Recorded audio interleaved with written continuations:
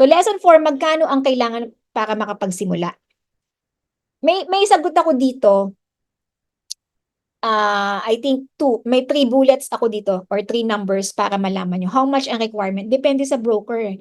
Si Call Financial, makakapagsimula ka ng 1,000. Si BDO Securities, kung meron kang BDO, okay na yun. May BDO account ka. So, ang sagot, depende sa broker. Ibig sabihin, magsimula kayo sa PSE website, hanapin nyo yung broker, gusto nyo, doon kayo mag-focus sa requirement nila. Number 2, alamin nyo yung board lot. Kasi ang sabi nyo, magkanong simula eh. So, para makapag-open ka ng account. Depende sa requirement ng broker. Ito para makabili ka ng stocks.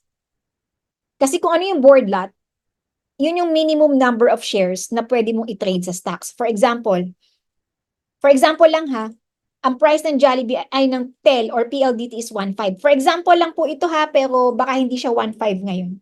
Ang board lot niya ay 5.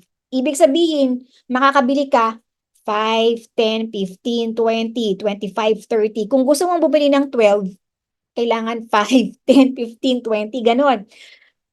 Kung gusto mong bumili ng Jollibee, for example, 270 yung market price niya. For example lang ha, board lot niya is 10. 10, 20, 30, 40, 50 shares. Pwede ka pong magkaroon ng share sa Jollibee na 10 shares lang. So, kung 270 pesos per share, that's 2,700 pesos plus charges. Clear po ba? Ano na ba? Anong lesson tayo? Type 4 kung clear? Type 4 kung clear? Type 4 kung clear, sabi ni Jenny. Okay. So, ganun po Una, alamin yung requirement ng broker. Next, alamin yung board lot. Kasi iba-iba. Ngayon, ang board lot ng bawat stock ay iba-iba. The higher the market price, the lower the board lot.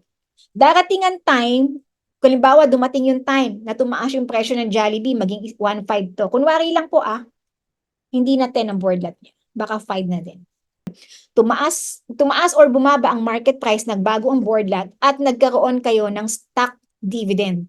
Ang stock dividend is sa ano kasi natin to topic day 2. Pero yun. Tsaka ako na i-discuss. Yun yung mga reasons bakit nagkakaroon ng butal sa portfolio.